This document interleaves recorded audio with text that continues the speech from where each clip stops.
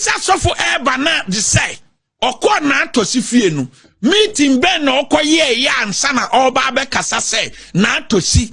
eye omukọ planning ye say oba be senkom say mahu say na atosi ba be ye vice president na nipa obetima ye no vice president no eye Kennedy Japan wo mo hihye wo na atosi fie that day. Why in the name of the Almighty God say Safo El Bernard will fee no woman 300,000 Ghana cedis. Now you 20,000 note. Woman 300,000 Ghana cedis. And my Safo Panini na or the El Bernard bar Fiorano a catro says Canisa. A semi me can say me did try rather boame. Maminya wants to sanswa. Do not downgrade my value. If anyone intends to give me money for prophesying, let them bring 30 million or even 300 million. I will never reduce the calling of God upon my life to something that can be bought, controlled, or influenced. In Zenesabre, washa won come set ubabe MP, ubenya appointment. Wo enababe school feed obi a washa won come na won come no any amanyosam ewo link no wo se wo de ka brana be hu na assistant no to usika no na ji receipt sa na Abronye ka no tse sa na wo ka ne de na Abronye me hu se enkomhye no ye ton de a ede obi a emra na ombe de receipt we any emwaya Prophet Bernard El Bernard ede ama Abronye DC.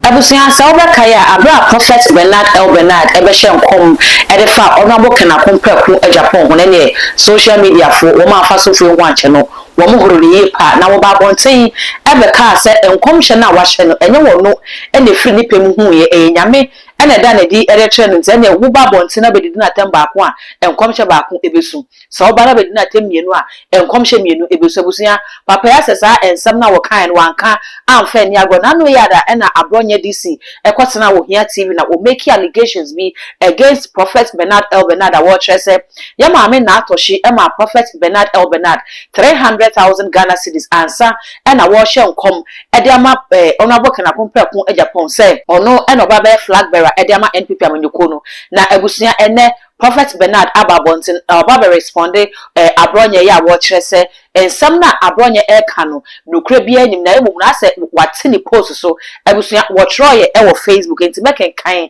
na media ma na too much GH and when you go so wo hwe message say ubemi subscribe button so ya kai say what the bell no ebe ka ho sa no upload me to mo ape one first person ya wo sa ebidi kan aka ebusia Prophet Bernard Troy Facebook enti ebusia make kan e dia ma na say and our child was a prophecy for sale. 300,000 is below my value. Give me 3 million Ghana cedis. Now it's all the quarters can is 3 trillion wasam and a prophet canis and Ebuseni was it don't come me and commission na yet no commission yet no. Now was this yet on commission there 300,000 there. Prophet Bernard El Bernard tress a idea a sakrana or yes and what's in the bread so the value kitano what is so cry at the above form was it in my prophetic calling. Accusations, attack, misrepresentation, and fabricated stories are not new. Was say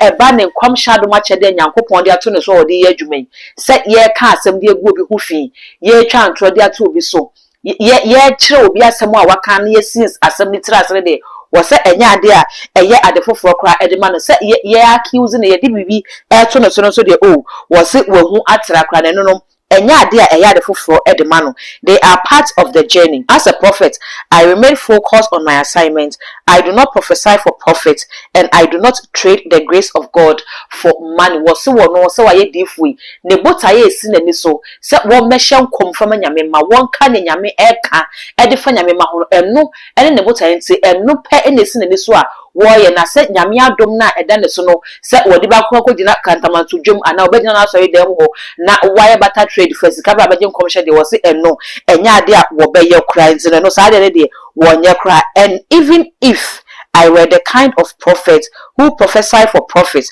which I am not, does anyone truly believe I will reduce the weight and dignity of my calling to such a figure? Was it young fan say impo senka wono ka asofo na ehye nkom e de premfa so de no ho a anka se ne wono prophet Bernard El Bernard wotie pa a entika wogidi pa senka sa sika fia keteketi eno ananko be wo se da bi no no kra no sa asofo no kra wonye bi entanya ade so se wo beye na se wo beye mpo a sa sika ne de a chicken change kra e de mano. Do not downgrade my value. If anyone intends to give me money for prophesying, let them bring 30 million or even 300 million. I will never reduce the calling of God upon my life to something that can be bought, controlled, or influenced by money. Prophet Bernard El Bernard said, David, enya de obeye sade na memo bia emu no animtia ewo ho na so obi aye na adwene say wo ba be mani sika na waje nkomhye dia ene ewosa oma waboso no emu yedu ewosa oma okotokom na be sika na fo ya aba emu eyedu ente na wo ba na ni mo kita be 300,000 3 million and as 30 million Ghana cedis ene wo be yitu hopofu na ehome Bible crisis odifo dide me ya ene wo hyenkom ente na sika no be yitu hopofu na se ehome sa na dia ene wo be hyenkom ni ye pa edi ama no enyu obi a wode enkomhye anase nyame adom na eda ne so no wo se enya ade a ebetimi sika ebetimi ato untimi encontrol no untimi enya ne sunsunso aso nti won fa nyame adom achede no enkonkoye bata trade enfa ma saade no afi owie ni saa no ana oda ne nani ede hwe amanyofo no se se amanyoni ana wakwa akohwe ne honkom asa abrede yeso pa no ewo internet na so nti we no se now to every politicians I have ever prophesied to. It seems Abronye has revealed a new discovery that there is a monetary payment attached to prophecy. After was some on your forward community. Sabrede was Abronye me who says, enkomhye sikaka ho entene se mo baba ne nchen se wombehye nkomodia ene wo se ehyehyeye ena sabrede wode ato ho ede amamo enti wo se if that is the case kindly see my personal assistant, make your payment and collect your receipt, since according to him prophecy is now for sale. Entene sabre wa wahye wonkom se wo baba ye MP wo benya appointment wo be ye president wo ye be ye DC Ubewini assemblyman abatuo se empo yede zoom lion contract e ba be ma wo ena ba be school feed obi a wahye wonkom na wonkom no ene amanyosam e wo link no wo se wo deka brana be hu na assistant no to usika no na ji receipt sa ena Abronye canon te sa na wo Canada na Abronye me hu se enkomhye no ye ton dia ene obi a emra na ombeje the receipt o say now let me restate what I have already declared. Intinya wo ka ye na ye twena no e wabo so ye so pa no ye de sika e to no so se wakwa di sika e no do ahye nkom no wo se osan aba besi so bim e bia na obi ante ase nti wo sa ba kira se wo se Honorable Kennedy Japan will emerge as your flag bearer after the 31st January 2026 elections in Tebusia wasan esisu bim se suru free suru betofom ema efom kodi sura Honorable Japan wono ena nyankopon say obey flag bearer after 31st January 2026 election na womo ebekono now or say you may accept it, reject it, honor it or insult me, it will not change what God has shown me. Opa jidi opa menyini opa yenno opa enyeno opa som ne wope bia de opa egu nanimtia wope egu nanimtia wo se ne nyame aka akire no ne wo wadwene eye fa ne ho ne wususu ne wunnim ne wodwene enu ntimi sesa ne nyame aka ede afa Honorable Kena Kompekun Ejapon Rebusia Owieye no ena wogya ne din. My name is Bernard El Bernard Eshun and I share visions and prophecies of the spirit into the no hunu ye ena wono wodi to dwa we ene emwaya Prophet Bernard El Bernard ediama Abronye DC Bruno regional chairman efa ne nsem a wodi betu dwa ya wo kire se wono ena akwakoji sika na ase na atoshi tie sika ede ma no ansa ena wo hye nkom nabusia me yensan kɔ na yenkotie ni Abronye ekaye na omoye nhihye ne nyina wieye no na atoshi hu kwana a obefa so afiri ba omia kampo ntem enti sa asofo no kofa ono na kora ede ne ba na atoshi fie ama omoye se ye be hihye adwuma ye be hihye ne sai mama makura no ahyɛ nkom na nem ibodini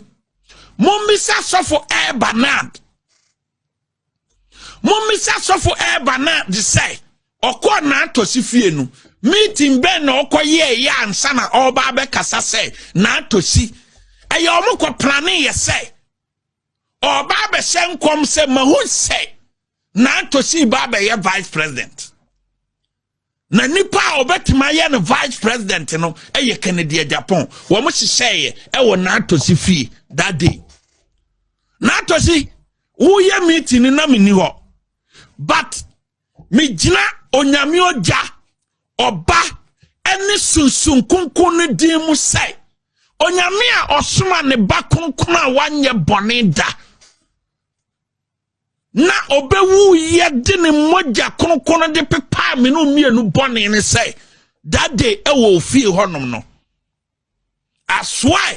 in the name of the almighty God say suffer El Bernard e wo fie no o man 300,000 Ghana cedis na ye 20,000 note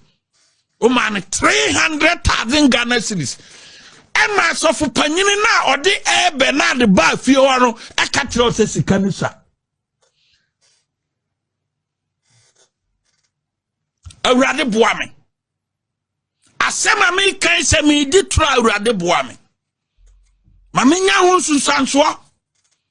Se wo man plane. Me kan di duabo atoa so se. Me say sofo El Bernard. Ekotena na to si fie. Ene sofo panyini na hihye se. Ene sofo bi. Sofo panyini bi. Ene hihye se.